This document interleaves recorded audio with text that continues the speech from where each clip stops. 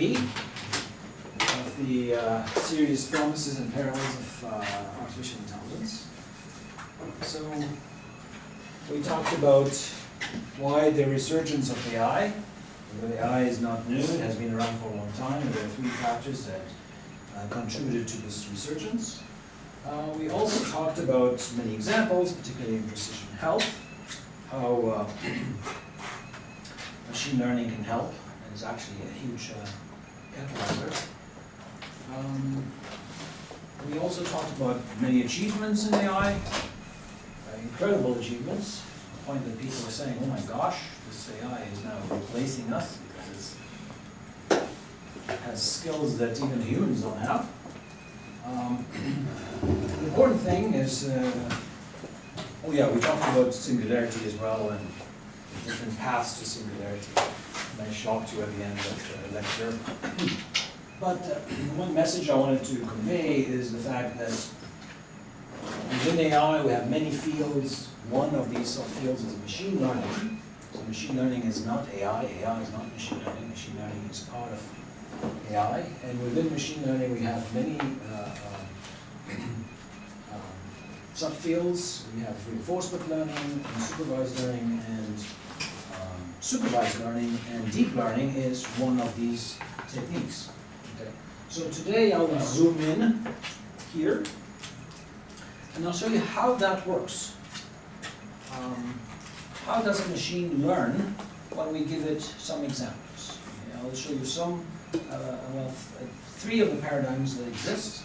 But before that, I will explain at a high level, and then I'll go deeper. So, an analogy that I'm going to use here to show you how a machine learns is the following. Imagine you have a child, and the child is now representing the machine. And the child is sitting here, and I have a pile of balls, and I'll tell the child, watch me, watch and learn. Okay? This is what I'm going to do, and later you will do it in my place. So I look at these balls. I have also buckets, different colors. The colors represent their labels or class, whatever. I'll take the ball. The balls have different sizes, different colors, different textures, different weights. They have different characteristics. Okay? Like a patient, you have many variables that describe that patient. So this ball has many characteristics. Okay? Take the ball, do something with it, I turn it, maybe it has different structure, so I touch it, and then I put it in a bucket. Don't say anything to the child is just watching. Take another ball, look at it, put it in the bucket. After many of these experiments with each ball, I will ask the child, okay, now it's your turn. Take a ball and put it in the right bucket. So when the child was watching me, the child was building a model, trying to guess why was I putting this ball in that bucket and the other ball in the other bucket. Was it the weight? Was it the size? Was it the color? Was it the texture of the ball? What was it? Okay. Or a combination or whatever. And if the child was observing properly, they would be able to do it correctly. Take that ball and put it in the right bucket. Otherwise, I'll say, okay, watch and learn more. They will realize, if they learn properly, they will realize actually what matters was the color. The size and the texture and all the stuff didn't matter. It's the color. So what the child did, the child built a model, a learning model, to predict where to put the ball, each ball. So it's a predictive model. So machine learning does exactly the same thing. I have data that has been labeled. So the labels here are represented by color. It can be this disease or that disease label can be anything. These squares can be patients, can be emails, can be whatever I have in my application. But the important thing is that some of this data has been labeled by an expert beforehand. We call it training data, training set. And later I will have data that has never been seen before. It hasn't been labeled by experts. And then what I do, the machine will go over this and learn a model that discriminates between these 2 different levels. So like the child was looking at the model that discriminates between the buckets. This ball goes here or here or here. And then the machine learning, looking at these examples, will build a model. A model that will predict for the patient, or for whatever observation that is, what label it should have. Okay, so then I'll put a face on it. I will use that model to attach labels to these unseen records before. Okay, does this make sense? The question is, how do I build that model? And how do I represent it? And then how do I use it? So here are examples. So the squares that I showed you before, now they're emails. And emails, well, some are spam, some are useful. But what I consider spam, you may not consider spam. What you consider spam, you may not consider spam, and so forth. It's very personal. So the machine, your email reader for you, your client, your email client, will observe how you read, respond, or delete emails. And from that observation, it's like these labels, okay, this is important, this is not important, it will learn a model to distinguish between what is spam, what is not spam for you. And then later, when you have new email coming in, I'll use that same model to automatically dump some to the spam folder and put the important ones on top. Now it's not just email. Now I don't have messages, I have medical images. So I have many medical images that have been labeled by a radiologist. Here, for example, this is a region of interest, this is a region of interest where there's cancer, this is fine, and so forth, it's fine and not fine. The machine learning will go over this, and same thing, we'll build a predictive model. Now I'll give it images that have never been seen before, and it will use that model to label them for me. Okay, yeah. Okay, so it's exactly the same framework for all different cases. Questions? Don't hesitate to stop me.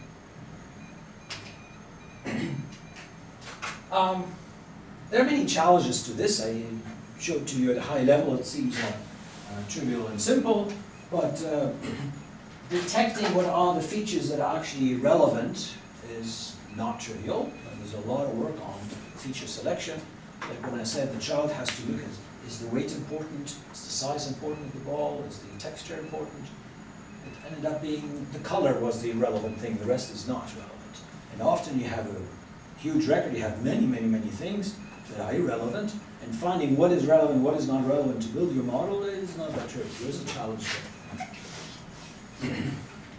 Also, how you build that algorithm that goes over this to build that predictive model is not trivial.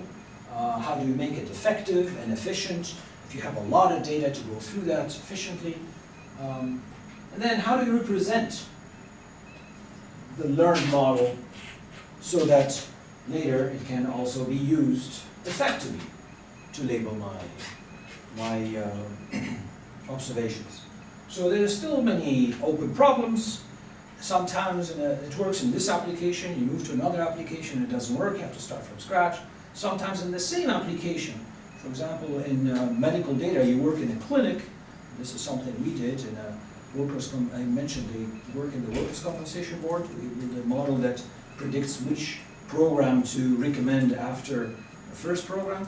When we took that model, it worked very nicely in that clinic. We went to another clinic. It's the same application. It didn't work. Why? Because they have different protocols in the other clinic, different traditions and stuff like that, so it didn't work.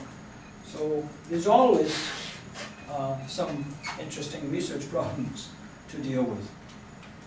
Okay, so here's some examples where that framework that I just mentioned worked very nicely, and we have amazing achievements. Autonomous vehicles. The autonomous vehicles have many of these classifiers built in. Imagine the car driving, you have a camera taking pictures, and you see a road sign. Is it a stop sign? Is it no left turn sign? What is it? So recognizing it is like putting it in a bucket. Okay, you have to label it. So we show enough pictures of different signs, also signs that are rusted, signs that are dirty, with snow or whatever, and the classifier learns to recognize them. You have an object that comes in front of the car.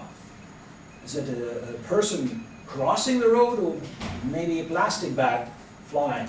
Okay, will I brake because of a plastic bag? Maybe not.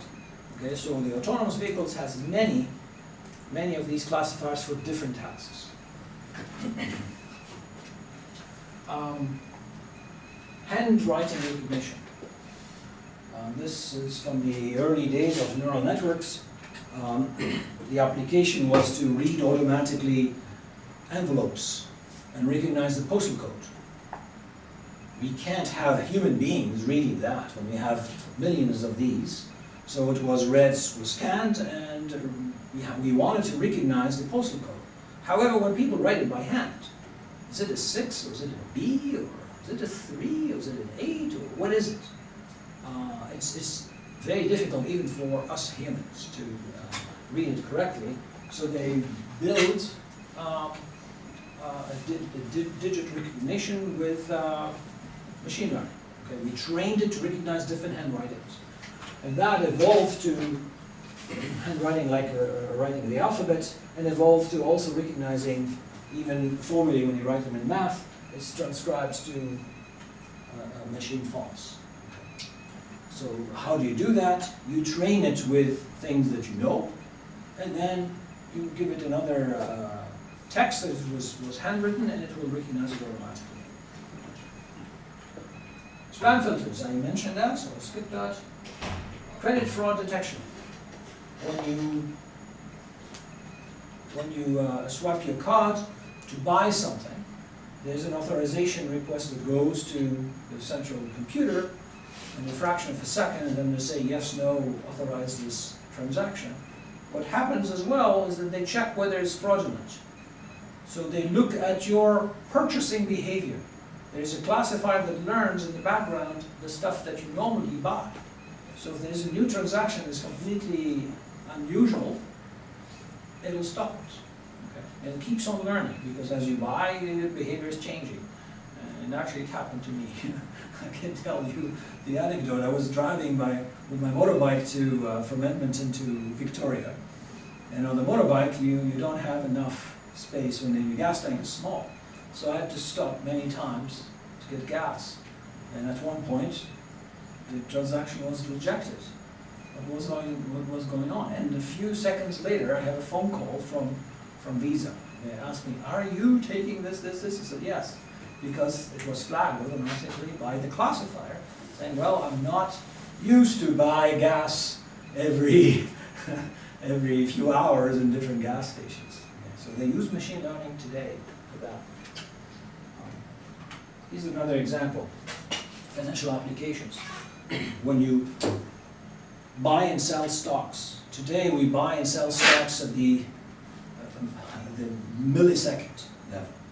You can't have a human from the regulators looking at these transactions to decide whether they're fraudulent or not. So we train a machine learning algorithm to recognize the fraudulent transactions from the non-fraudulent ones, and then it reads this data stream coming in from all the transactions, and it will flag them. Okay, this one is not necessarily fraudulent, but it has to be investigated. Okay? Because the humans cannot investigate everything. Yeah, also, I don't know if I mentioned this, when you go to the bank and ask for a loan. Okay? So the bank has history, the other customers, the information about them, the age, whether they have a house, whether they have a car, what level of education they have, all that information. These are the characteristics. The weight of the ball, the size of the ball, these are the features. Okay? And they know whether you paid or you didn't pay back that loan. And that's the class, that's the bucket. Pay back or default. Okay? So they learn from that data, and then when you come to the bank, they have your characteristics, and they will use the predictive model to predict whether you will default on your loan or not. And then they will say, yes, we'll give you, or no, you're risky. Recommender systems. So predicting, this is always a prediction that I'm trying to do, predicting what is the next movie you'd like to see, or the next product you would like to buy, or the next web page you'd like to see, or things like that. Okay? These are all recommendations that also are based on machine learning. Adaptive interfaces. So Facebook, for example, you may have 500 friends. They're not going to show you everything that every single friend posts or does or likes or dislikes. So they observe what you do with the previous messages, whether you shared it, you liked it, you commented on it, so you interacted with it. So they learn to recognize, or the machine learning learns to recognize what are the posts that you may likely interact with, and they will give them priority, they will show them. And the others they will not, okay? Because you can't see everything. They filter that for you. Other adaptive interfaces. Remote control. So Philips, a few years ago, released this remote control that learns from your behavior, switching from one channel to the other, what are the channels that you like at what time, and what are the channels that you don't like. So it'll skip them automatically for you. You don't have to press the button. Okay? And if you have many people in the house, so they have actually 4 buttons, one for each member of the family, 4 is the maximum they have, and you can change. I'm not A, I'm B now, and it learns also model for B and model for C. So this person likes, I don't know, say I'm A now, and it'll go to sports channels automatically, while the other one will go to sitcoms or whatever. So these devices use machine learning internally, and it's completely transparent to you, but it adapts to you, it learns to predict. I think I mentioned the case of the paraplegic sitting on a wheelchair, okay? And with machine learning, we learn to recognize the brain activity when they try to do something that they can't do, that they think about moving their left toe or right toe or something like that, and we'll associate it to an action, turning the wheelchair to the left or to the right, moving forward or stopping. Okay. So the interface is adapting to the person. And gazillion applications in medical domain, and I had a part of the previous lecture on precision health. So how it works, I probably showed this slide before. I have this novel patient, like the ball, the new ball that I gave to the child. The ball has a weight, has a size, well, the patient has different variables as well, the record, but I need to predict one variable. I need to predict the bucket where I have to put that ball. Okay? I need to predict whether, in this particular case, the disease will reoccur or not. So how do I do that? I look at my historical data from patients. I have similar characteristics, with different values obviously, but I have that one that is missing here. I have for them whether it reoccurred or not. So I learn a model to predict this variable. And with that model, I will predict for this patient. Okay. Make sense? It's relatively simple.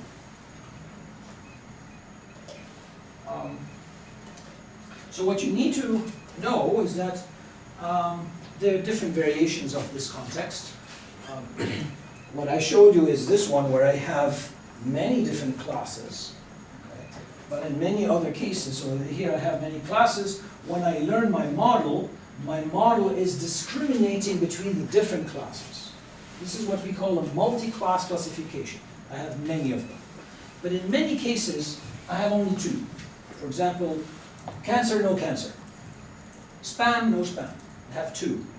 And most problems are like this, and most algorithms are specifically designed for this case, and they can't work for this case. So this is called a binary class classification. Binary because there are 2. I only focus on 2. Okay. The algorithms to build this model is different than this one. Mind you, this one can also be used for this case, because I can say green or anything else. And then for all the anything else, I use another binary classifier, say blue or anything else. So I divided one against the others, one against the other. But it's complicated. The other thing to know is when I have data and I build my model, I learned it. When I have when I have new data that is not labeled and I need to predict using this model that I learned, I will assign to each one of them one label. Okay. This is called single label classification. So each one, I predict only one label. But there are cases where for each one I may assign more than one label. 2, 3, whatever. For example, I don't know, I have documents here and I need to predict what topic they're talking about. Well, the same document may talk about more than one topic. Or I have a medical image and I say, what type of cancer is it? Well, the same patient may have 2 types of cancer, not just one. So this is called a multi-label classification, because each one I may give different labels. And again, the approaches are different, the techniques are different. Another very important factor here, and it's very important particularly in medicine, is the problem with interpretation of what the classifier is doing. So when the classifier predicts something, you want to ask that classifier, why? Why did you predict this label? So here's a patient, and the classifier will say, oh, this patient has this disease. Say, why did you come up with that conclusion? Okay. So many of the classifiers, unfortunately, what I represented as a cloud here, it's a black box. So when you ask it, why did you predict this disease, or why did you predict that it's a spam, or whatever the prediction is, it can't explain it. Or it explains it in terms that you can't understand. Okay? Even the experts can't understand. While in other cases, when you build your model is transparent. So when you say, why did you predict green? It'll say, oh, because I have A and B. So this feature and that feature, then it should be that class. Or if I have C and D, then it should be. So it's a rule that I can interpret as a human being. Okay? And in medicine, I would like to be here. Because as a doctor, it's my decision at the end to give this treatment or that treatment. I can't say, oh, the computer said it. And the interesting thing is that all these methods that have been talked about, that beat the humans at detecting melanoma or reading mammograms and stuff like that, they're all black boxes. If you say, why does it have melanoma? It's because it doesn't tell you. So do you trust it? It's an issue in medicine. Okay. So in these cases, what I'm trying to say here is that not only you can see inside the box why that decision was made, but, well, that's why I put a hand here, you can also edit it. So some models are readable, but some models are also readable and editable. What's the advantage? This model was built based on training data. But for example, I take the example of medicine. As a doctor, I may have seen other cases, I have other experience that wasn't represented in the training data. So I say, it's wrong. It's not when you have this feature that's this class. It's when you have this feature and the other feature. There's something else is missing. So I can go and change it. Okay? And when I have power to change it, then actually I own it. And because I own it, I trust it more. Okay? So medicine is extremely important. We're not there yet. This is the what we'd like to do. Another important issue to know is the problem of imbalance in the data. So I gave you this binary classification problem. You can see that I have as many red as green. Okay?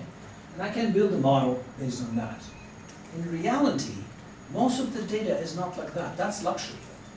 Most of the data, you will have one class underrepresented and another class, everybody is in that class. Okay. So, case like this, I have very few red ones, and most of them are green. Suppose the red is the disease and the green are safe and healthy. How do I build a model on this data? Because if I say it's green all the time, my accuracy is high. Okay. Probability is high. This is not just in terms of classes, also there's the issue of bias. So for example, most of my data is males. all my data are African Americans, then my model that I learned is completely biased. And there are many stories like that, like predicting whether people will do their crime again when they leave when they leave on parole or not. And if the data is all based on some kind of people, well, your model will be biased on that. Okay? And in medicine, it's the same thing. So dealing with that imbalance is problematic. Okay. So yeah, this is the case where it's balanced. This is the case where it's imbalanced, and recognizing that and dealing with it. There are techniques to deal with that. First, you have to recognize it and then deal with it.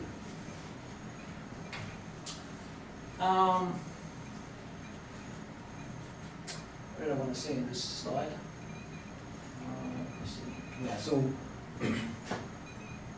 there's a learning that goes from this data that is labeled to a model, then you use that model, this becomes the input, then it's prediction to predict the label of the evidence that you have. So there are two parts. This is done offline. Okay, it learns offline, and then you use it. This is real time. You use it when you have a case, and you try to predict its label. The prediction means recommendation. It means I don't know, dual diagnostic, prognosis, whatever it is. Any question? No. Okay. So typically the framework is as follows. You have data that has been labeled by experts in that application domain, and you divide it into two parts. So one part you keep it as training, and one part you keep it aside. It's called holdout, put it aside. It's for testing. And on the training data you build your model with whatever technique you will use, and then you use the testing data where you hide the label, and you see if your prediction on that data is the same as the real label. And that will give you a notion of accuracy. And then if the accuracy is fine and you're happy with your model, then you can deploy it with new data and it predicts. Otherwise, you have to go back and do other training with other techniques for selecting the data, for selecting the features, for building the model and so on. Okay. So how to do this here, training, there are many techniques. Okay, with a panoply of techniques. K-nearest neighbors, decision trees, neural networks and deep learning is here, Bayesian classifiers, associative classifiers, board vector machines, and on and on and on. Why there are so many techniques? It's because there's no winner. Okay? Depending upon the data that you have, you should try different techniques, and one of them would be better. Lately, this guy here called deep learning has been the winner, and by a long shot. Okay? But if you have a lot of data, that is the case. If you don't have a lot of data, then neural networks are not necessarily the winner. So you still have to have the others to try them, and they have to coexist. Okay. So what I'll do, I'll be showing you these three, how they work. Their goal is exactly the same.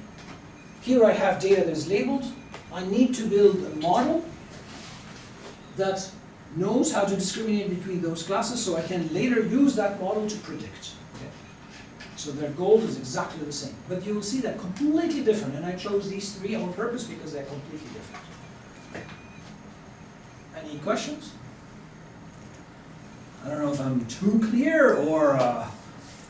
Yes? So I've always been curious about deep learning and whether or not you always need an image to... No. No?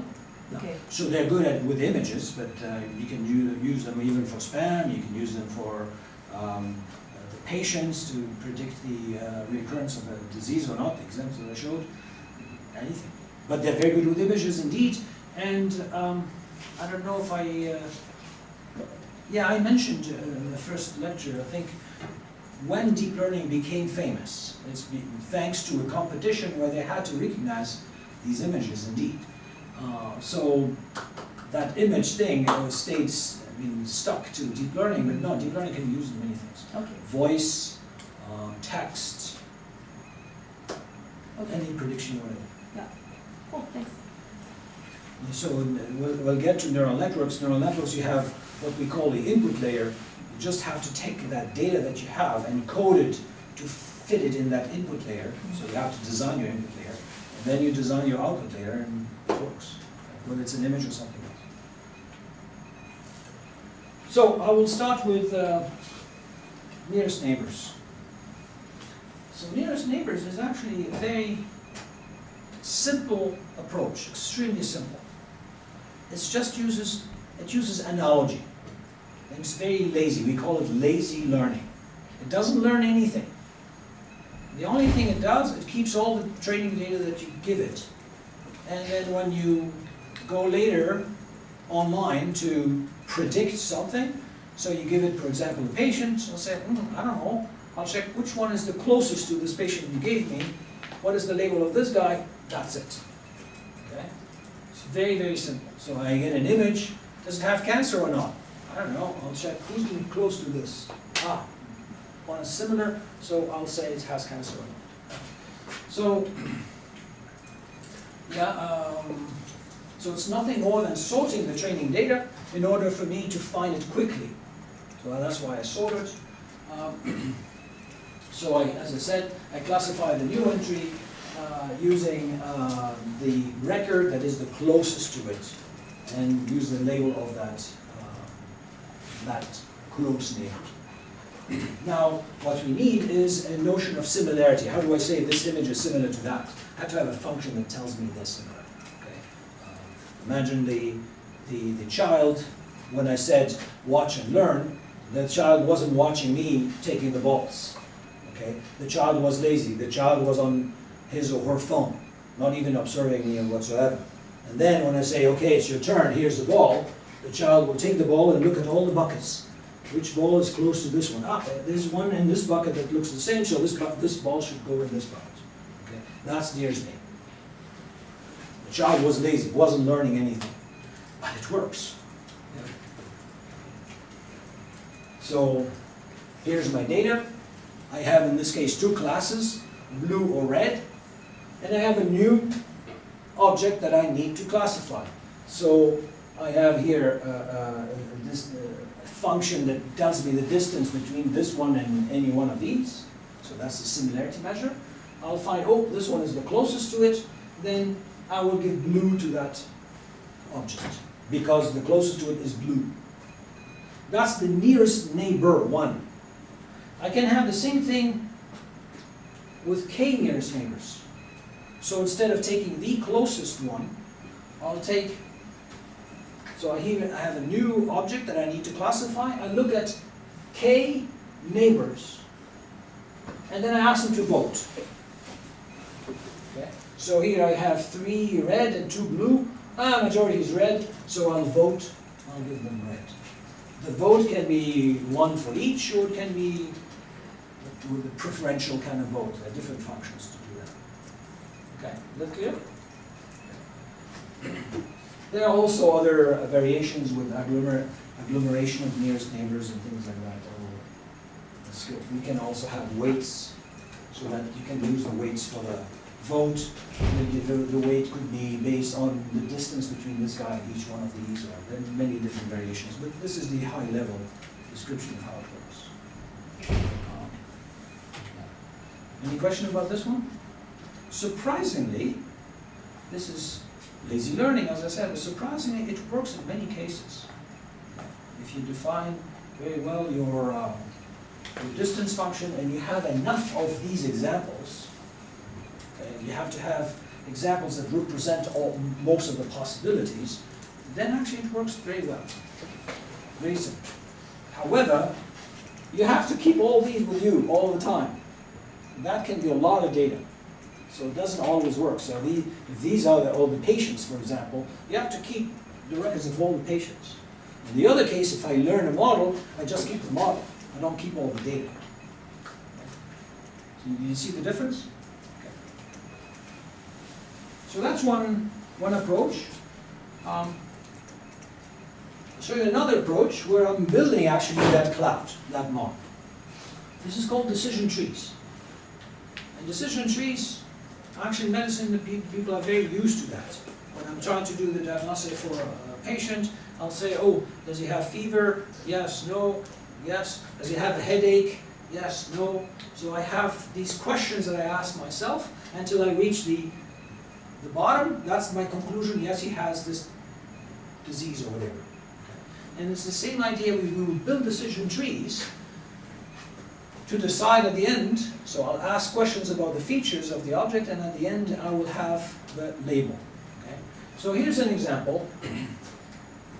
This is an example that I borrowed from a paper that was published in 1983, talking about decision trees. The first algorithm to build these decision trees was called ID3 by Quinlan from Australia, and he used this example in his paper.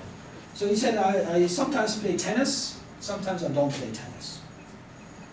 Can I build a classifier that can predict that I'll play tennis or not today? Okay.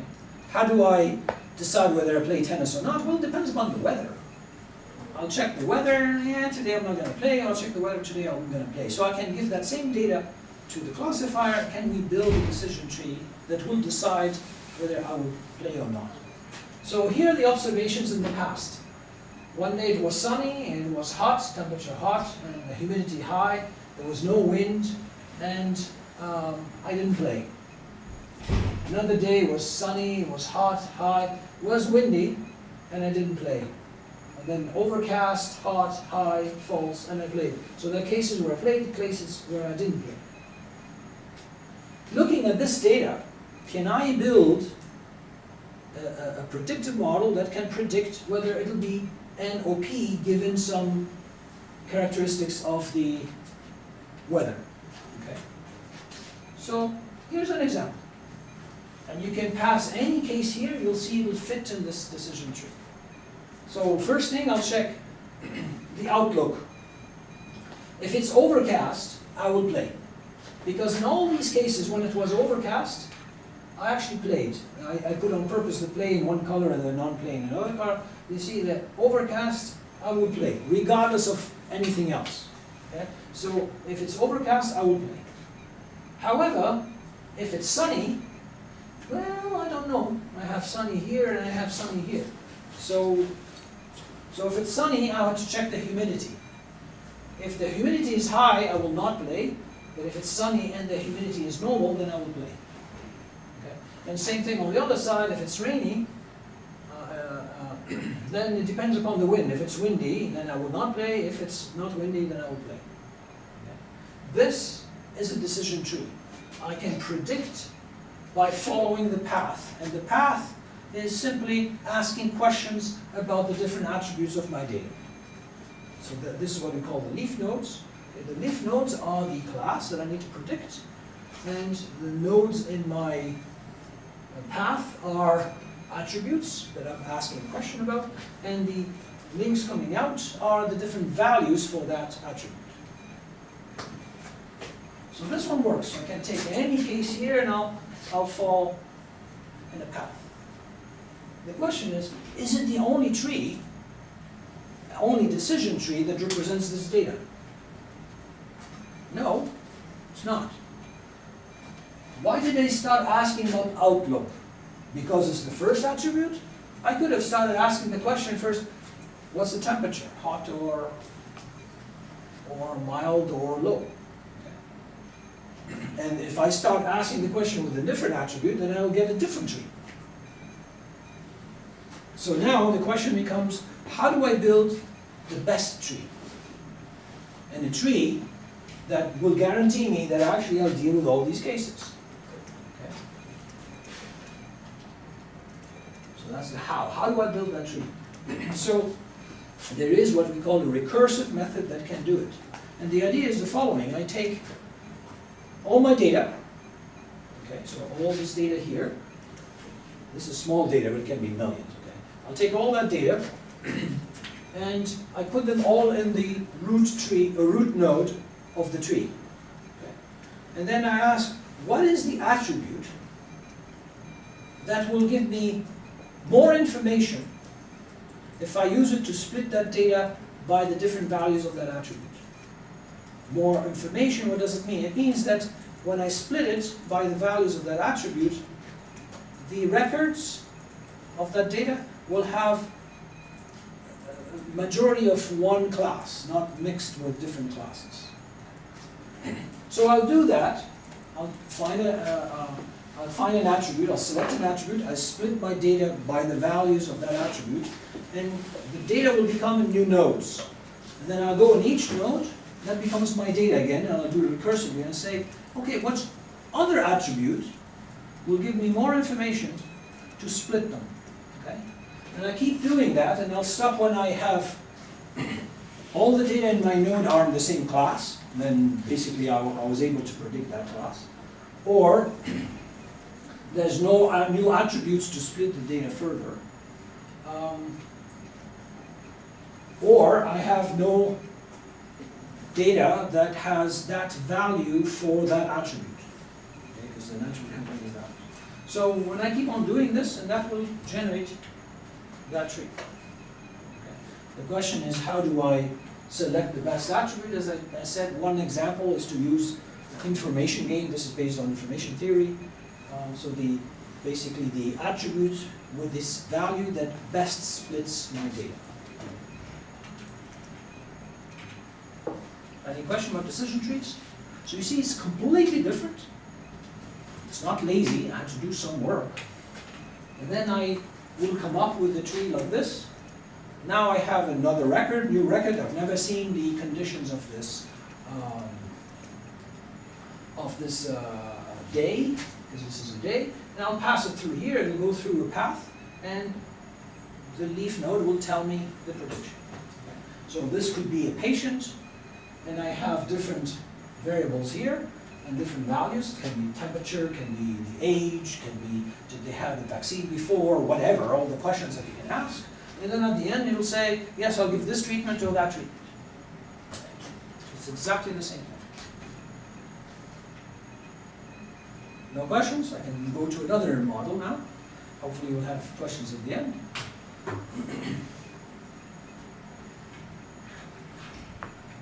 So the last one, you said you were interested in how does this deep learning work its own on images. Well, deep learning is a rebranding of a technology that existed for years, in the 50s, called artificial neural networks. And artificial neural networks were proposed, actually, even before that, they were proposing a perceptron. The artificial neural networks are supposedly simulating how the brain functions. Well, we know today that it's far away from that, but well, there are some parallels between the artificial neural network and the brain. The brain has 100 billion of these neurons. It's a huge number. We can never reach in an artificial neural network that number yet. Not there yet. Okay. I was trying to make the analogy, what is 100 billion? It's very difficult to visualize. So I did this calculation. When you take an Olympic swimming pool, Olympic swimming pool is 50 meters by 25 meters, and it's about between 1.5 meters and 2 meters deep. The depth varies, but the size is standard. You fill that with water. Every single drop is a neuron.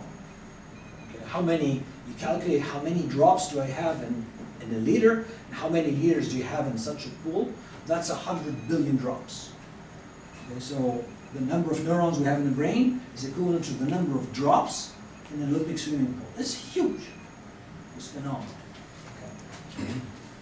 But their response time is quite slow compared to computers. Because computers have way less of these artificial neurons, and I'll talk about them in a second, but they're way faster.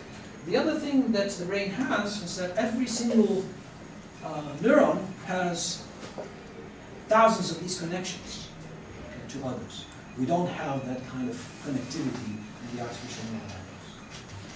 And another thing that we very rarely talk about, in a neural network, artificial neural network, the neurons are all the same. They're homogeneous. And in our nervous system, we have many types of neurons. They have maybe different functions. Even neurons in our guts. Okay, so how does this artificial neural network work? We have layers of these neurons.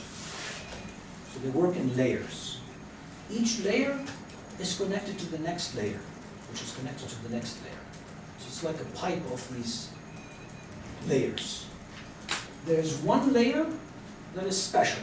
It's the input layer, where we have to pass the input in there. The input is your record of your patient, or your image, or the text, or whatever. So you have to define the number of neurons here based on the kind of input you're going to give it. And then there's another special layer, it's the last layer. It's the output layer. The output layer will code your class labels. So for example, yes, disease, no disease, or something like that. So it depends upon how many classes you have, and anyways, there are many different ways of coding it. And then you have layers in between. They're called hidden layers. Hidden because you see the input, you see the output, you don't see the inside. So in the olden days, actually people worked on demonstrating that one layer is enough. Indeed, it was enough compared to the very few layers that they could do at that time with the computers in the olden days. So the old neural networks for a long time used to have just an input layer, an output layer, and the hidden layer was the input plus the output divided. So an average between, the size of the hidden layer was an average between the input and the output. Sometimes they extended it, but that's in general. So how is the neuron? Let's zoom in. So a neuron is simply something that receives a vector of weights. These are the connections from the previous layer to me as a neuron, okay? Because we are connected layer by layer. So at a given time, I'm a neuron somewhere in this network. I'm connected to the previous layer. But I'm not connected to just one neuron. I'm connected to a few of those in the previous layer. So I get few of these connections, each one with a weight. So this is a vector of weights coming in. Okay. The neuron has also what we call a bias. It will add some signal to the signals coming in, and it will sum them up. Okay. It's like we call it the soma in biology. So the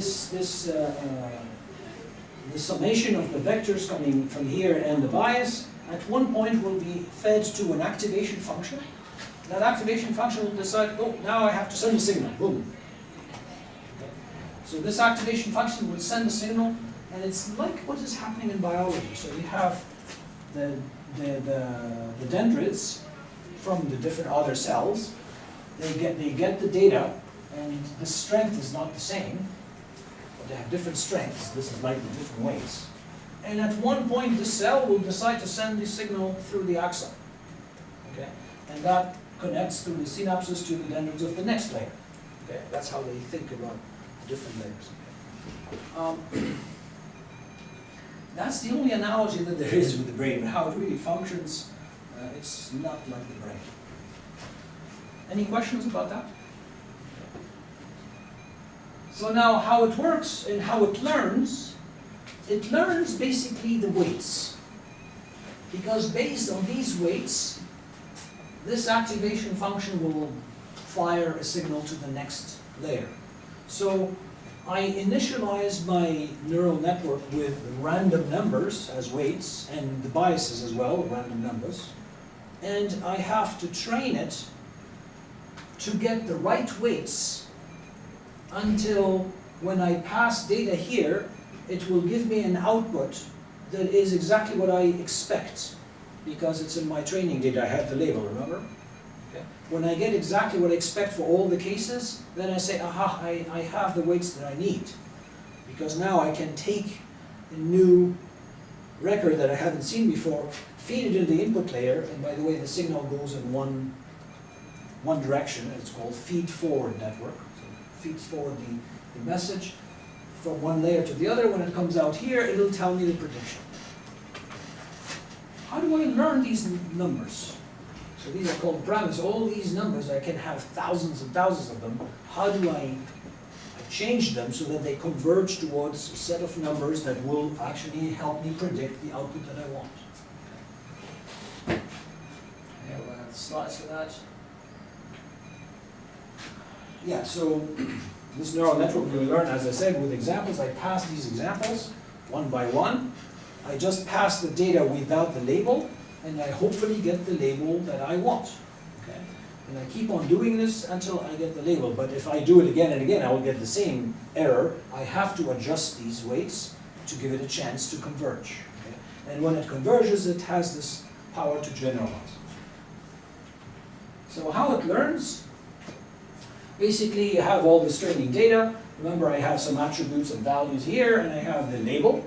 Okay, I don't take the label, I just take this data, and I create enough input cells as I have data here, and I pass it here. This information will pass to the next layer will pass to the next layer, and then it comes here, and then here I will compare my label with the label that was given to me. And if I see that there's an error, then I will propagate the error backwards and adjust here the weights, and adjust here the weights, and adjust here the weights. The weights of what? Well, the weights of the edges, and these weights come from the activation function that's sent. So the activation function is a function that I can differentiate, so that I can do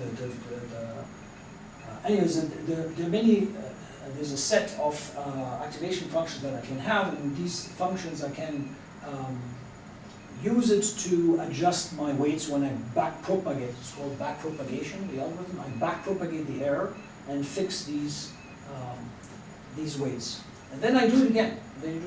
I do it for all the records. That's called one epoch. But I have to do it 100,000 epochs or more. So I have to do it again and again and again, many times, until these weights will converge to something that will give me the output that I'm expecting. Okay. So when do I adjust these weights? I can do it for every single record that I pass in here. That's too heavy. I can do it also after sending a set of these records. I keep all these errors and then I backpropagate them all together. So there are many ways of doing this. The advantage of artificial neural networks is that their accuracy, if you train them long enough and with enough data, their accuracy is very good. It's also very robust.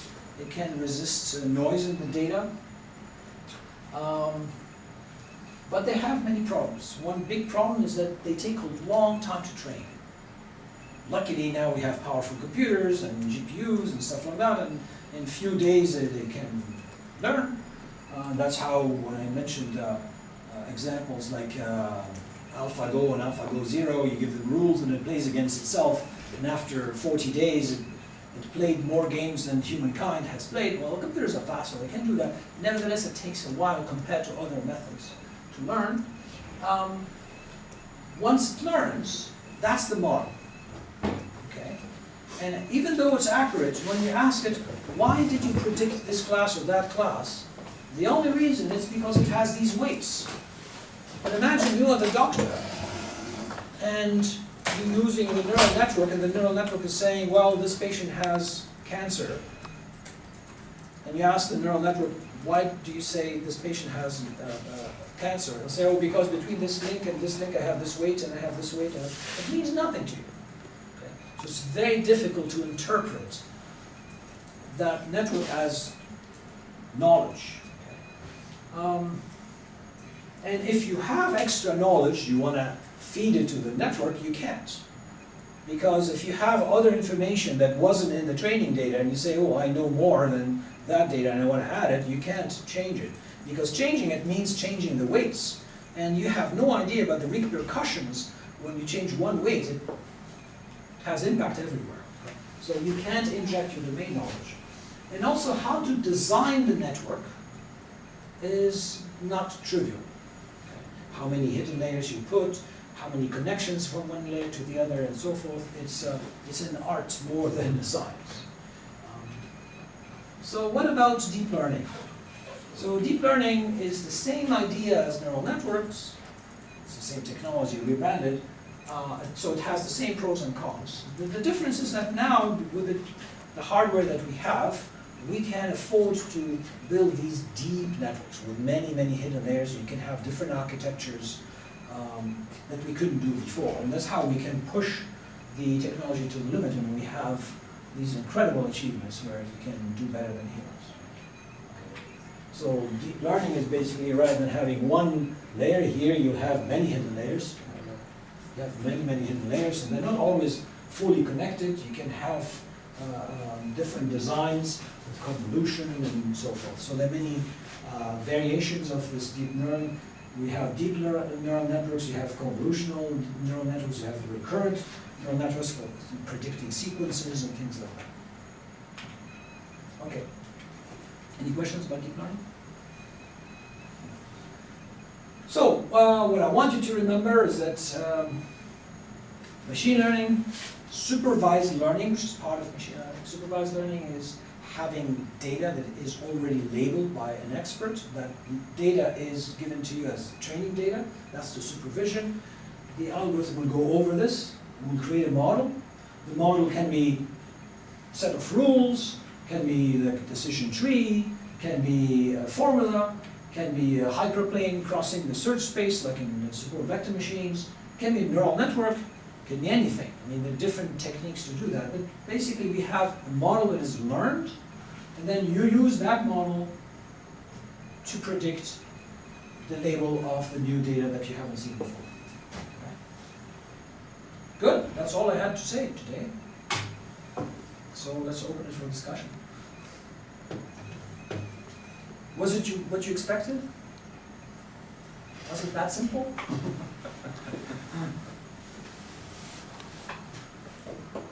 I had a question about, Sure. I guess, feature selection and I think it's dimensionality reduction. Yes. How do you do that, I guess, get a machine to do that, or do they do it on their own accord?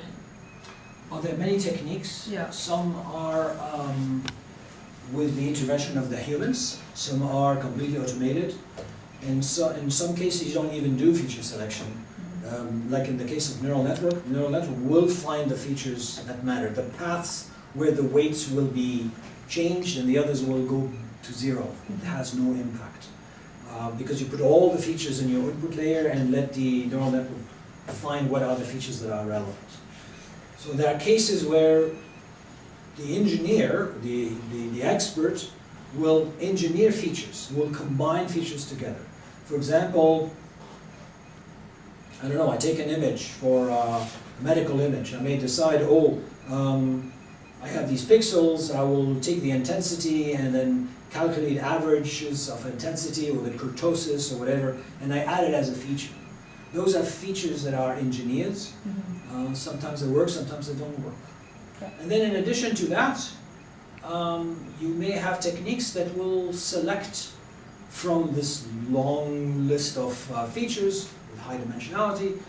It will select either by doing random projections or different analysis to find what are the features that really matter. Sometimes you have also correlation between features. Why do you want to keep them all? You just keep one that represents the others as well. So it's a subfield actually within machine learning, the feature selection. There's a lot of work on that.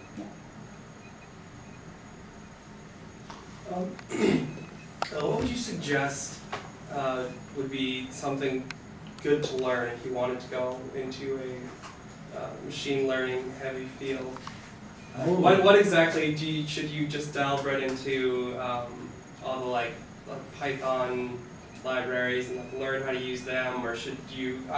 So it depends what you want to do. If you want to work on using machine learning in a particular application, whether it's, say, for example, medicine, that's one thing. Or you want to invent new methods for feature selection and new methods for explaining. Like I said, neural networks are not transparent; they're black boxes. There's a subfield now, a very important subfield called explainable AI. Right, XAI. Tries to explain the decision made by the neural network or any other classifier.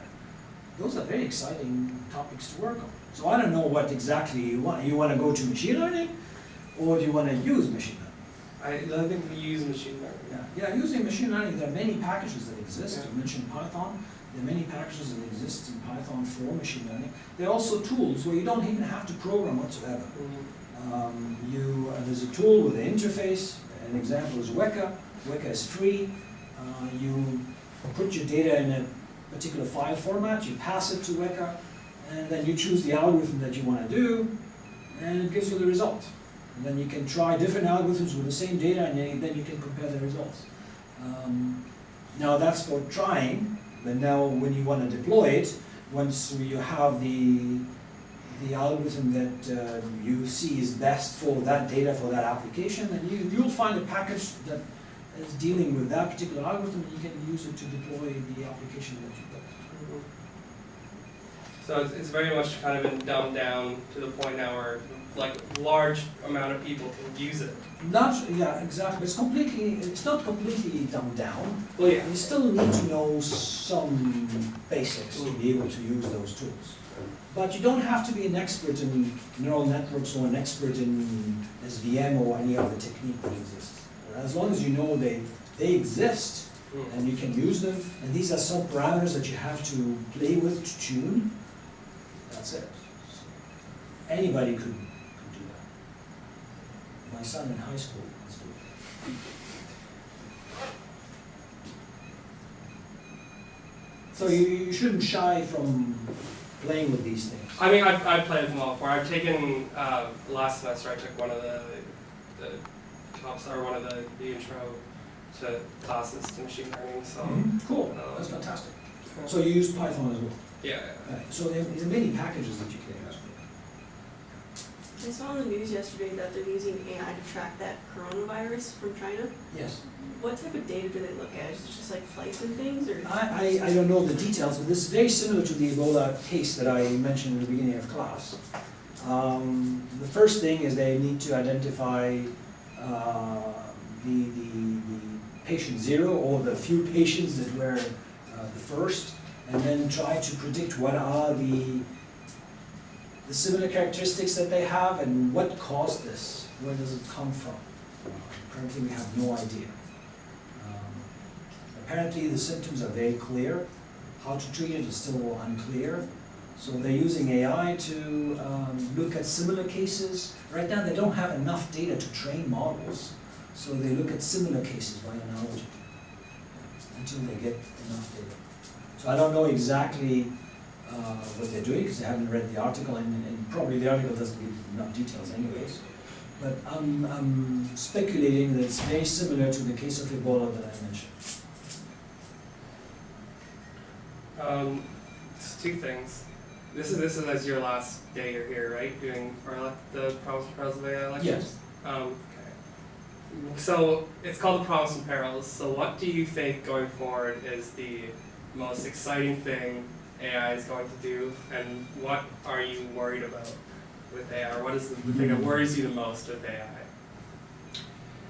So the exciting thing is that many boring things that we do will be done automatically now with machines. For me, that's exciting. So you can focus on other things rather than be worried, oh my gosh, the AI will replace us. Actually, they will do the things that we don't want to do, so we can do other things that are more exciting. And they will get even better and better than us. So why not doing our job when they can do better? The worrisome part is the misuse of AI, whether it's for military purposes, or even things that we think is benign, like in medicine, where it's misused because we didn't pay attention to the bias of the data, for example, and when it doesn't explain the decision, it's even more problematic because you can't debug it and see where is the problem. So if we're not aware of these issues, we can create more problems than we are solving. I would also argue that you say one of the things you're most excited for is that the machines are going to be doing all of these benign jobs, but a lot of people nowadays were relying on these benign jobs for their life. We see it already where, you know, people are losing their jobs to machines every single day, and how do you think we're going to cope with the massive job loss This once? is not new. Yeah. It's not the first time that we say, oh my gosh, this technology is threatening our livelihood and all that stuff. Just go back a few years. Let's say 100 years ago. 100 years ago, if you look in the streets, you will not see cars like today. You will see a lot of horses. The industry around horses was incredible. This guy was building the whip, this guy was building the saddle. Who's building a whip and a saddle today? Their jobs were gone in a matter of a few months because of the cars. It's not just the whip and the saddle. The people were cleaning the streets because of the horse manure, and it was crazy. When I tell you that a city like New York had hundreds of thousands of horses. Every day you had horses that died out of a population of hundreds of thousands. Who's dealing with that? Well, there were scavengers dealing with that. That's the job title. These jobs disappeared. And I can tell you at that time, people were scared about their jobs. You can go back to the library and see the archives and read the newspapers. You'll see. People were very scared. And the only reason the automobile industry imposed itself is because it was clean technology. Clean because of the horse manure. Now we know it's not really clean technology, but at any time in our lives we had new technology that threatened some jobs.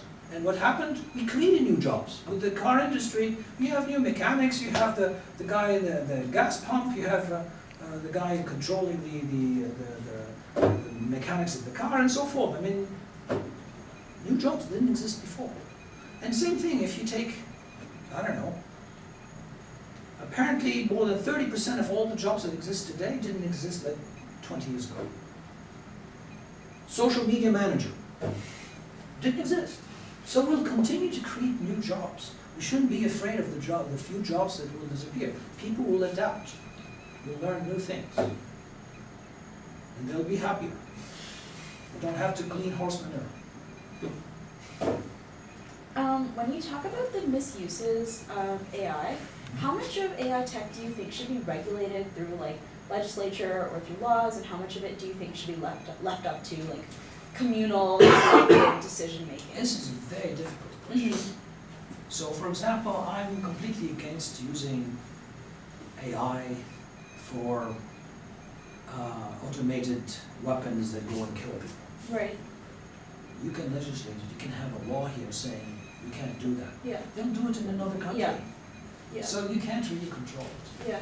It's a question of educating people and making them aware of what we as a society think is right and what is wrong. But having a law that imposes this or that, you can't really control it. I mean, look at what people are doing with their body hacking. If you even put a law, people will do it anyways. So it's a question of being conscious of what is right and what is wrong. And automatically going and dumping bombs on people, that's definitely wrong. I don't know if I addressed your question, but No, it's a complicated it's a very complicated question. Yeah, I get that. To put it simply, so like I've been asking for international peer review on the videos from the course. And one guy said to him, it's very simple. There's true evil in the world, and education is the only logical solution. Anyway, and therefore he thought what we were doing is somehow very good for, addressing the problem of evil in the world. Now, that's a very simplified view. But anyway, that was his take on this course and the world's problems. So what puzzles you? How's that? AI and machine learning? Do you have other questions?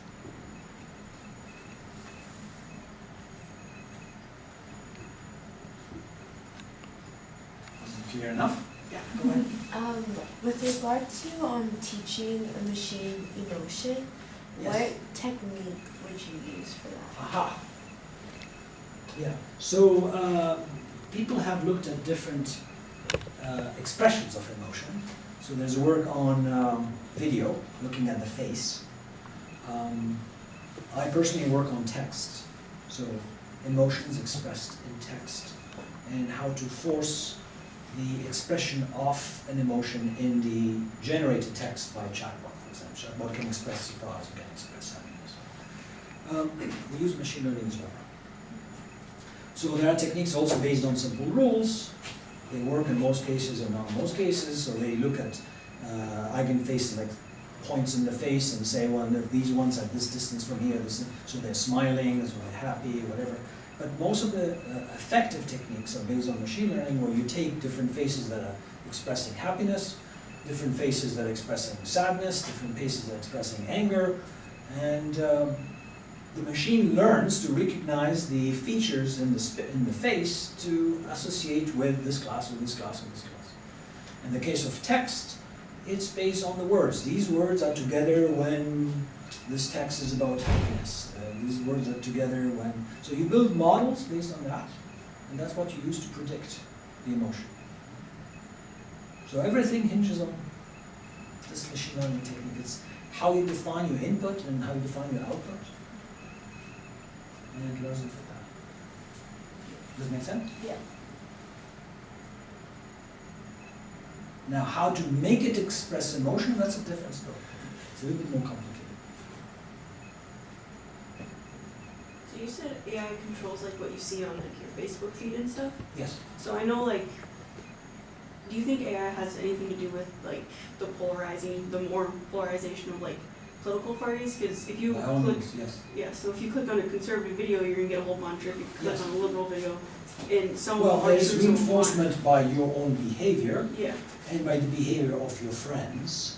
Because if you have friends, you probably like the same thing, and if they like that kind of propaganda, then they will get that propaganda. But there's also the use of AI to see what your profile is, and then they will say, well, this kind of propaganda will influence you more than somebody else, so I will feed it to you. Is there a So way to AI use is it? used also for that kind of thing, which is unfortunately okay. very common, and it's one bad usage of AI. Is there a way to use it to like say what's true and not? Because I know there's a lot of videos out there that Yes, yeah. are true, but No, this is well, somebody coined the term fake news. So fake news detection is a big field of research today. It's a huge issue. How to detect news that you can trust and news that is fake. It's not trivial. You can't just build a classifier like I just mentioned. Still an open problem. It hasn't been solved by any means. So people have worked on detecting deep fakes. So deep fakes are using deep learning to create fake videos, where they take the face of somebody else and put it in somebody else, and they make them say something and that they didn't say. It's so good, it's amazing. But there are techniques that can attack the neural networks and to detect when it's fake, when it's not fake. So there are technologies for adversarial networks where you can detect some of these, but it's not completely solved. It's still a big issue. Now in this context with very important elections coming and how you influence people, like what happened in the Brexit and so forth, it's a huge issue. Do you think companies, this might be getting off onto a tangent a little bit, but do you think companies like Facebook have the responsibility to invest in that kind of technology to They like are. reduce the propagation of fake news? Are they investing to reduce, or are they investing actually to Yeah. promote it? Yeah, It depends where the money is. yeah. So I'll leave it at that. The company is there to make money. It's a for-profit company. Similar to that vein, it kind of seems like most kind of popular adaptations of like AI, especially in tech companies, is mostly used for like capitalistic gain. Say like An example would definitely be like Google kind of analyzing like your purchasing history, trying to recommend products to you, right? Would that fall under the same vein? So it seems like most kind of mainstream forms of AI that maybe aren't like very glamorous or kind of exciting, but just kind of very prevalent in society are quite Well, AI is devious. used in at all levels and in places where you don't think AI could be used. Did you know that banks were using AI? Pardon? Did you know that banks were using AI, like the example I gave you? Did you imagine remote control using AI? So there's AI that you use today and you're not aware of. And companies definitely use AI wherever they can. If it can improve what they were doing before, or it can do things that they were not able to do before, they will use AI. Do you think that some companies overuse it? Make Yes. too many problems machine learning problems? Yes, definitely. Many people think that this is the silver bullet that solves everything, and they put it in places where actually you don't need AI. And it's an overkill, yes. Because it's trendy. And many companies are claiming to use AI because it attracts investors and so forth, but they are not using it. Or they're using AI in a way that they should.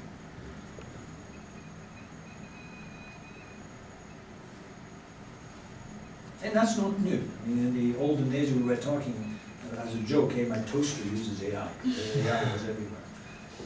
That joke is not a joke anymore because toasters may use AI. Other questions? Cool. All right, thank you very much.